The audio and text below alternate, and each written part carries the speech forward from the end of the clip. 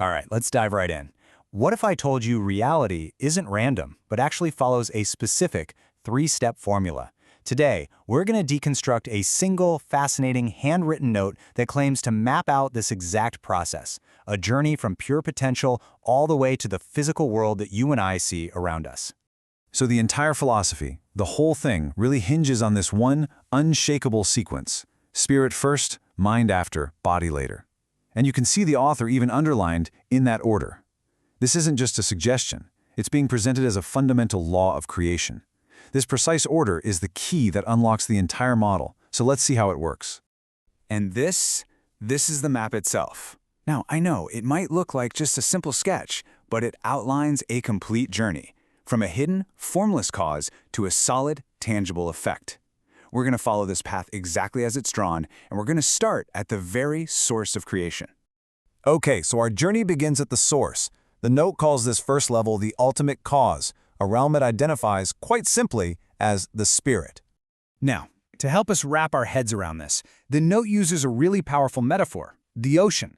But I want you to picture it as a gas, totally formless, boundless, and all-encompassing.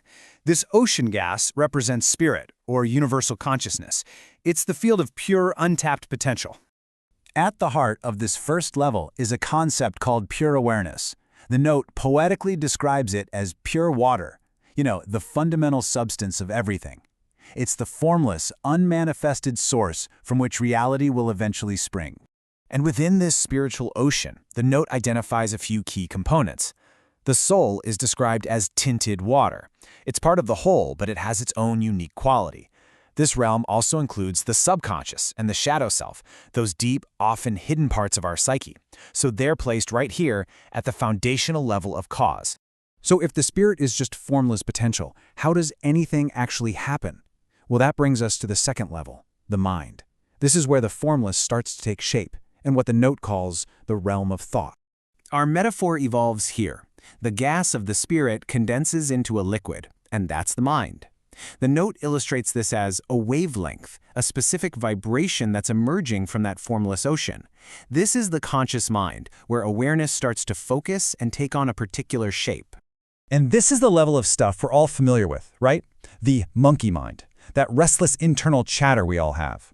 The ego self, or the personality mask we present to the world. And of course, emotion, which gives our thoughts their energetic charge. According to the note, these are all just different aspects of that initial wave taking form. You see, this is the crucial function of the mind. It acts as a bridge.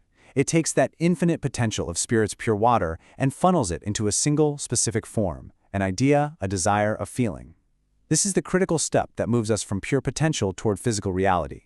Which brings us to the final stage, where thought finally breaks through into the physical world.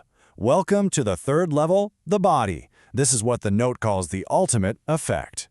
And here, our water metaphor completes its transformation. From gas to liquid, it now becomes solid. The note depicts this as the wave crest, the peak, the tangible point of the wave. This represents the body, the physical reality we can finally see and touch and experience. The key word for this level is action. This is the culmination of the entire process. A thought, which was born in the depths of spirit and then shaped by the mind, finally expresses itself as a physical reality and observable outcome. It's the final, visible effect of the two previous unseen stages. So now we can step back and see the complete journey. It's a clean, direct line from a non-physical cause to a physical effect, all laid out in this single, really elegant model. And here's the creative sequence in its simplest form. It's a one-way street, from the cause in the spiritual realm, through the filter of thought in the mind, to the final, tangible effect in the body. The note is adamant that this order is non-negotiable.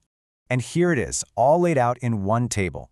You've got each level, cause, thought, and effect with its own metaphor and its own manifestation. It shows a really clear progression from the unseen all the way to the seen, from gas to liquid to solid.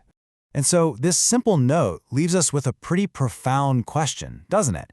If our physical reality is truly the effect, the final step in a sequence that we all participate in, then what are you consciously or unconsciously choosing to cause at the very deepest level of your being?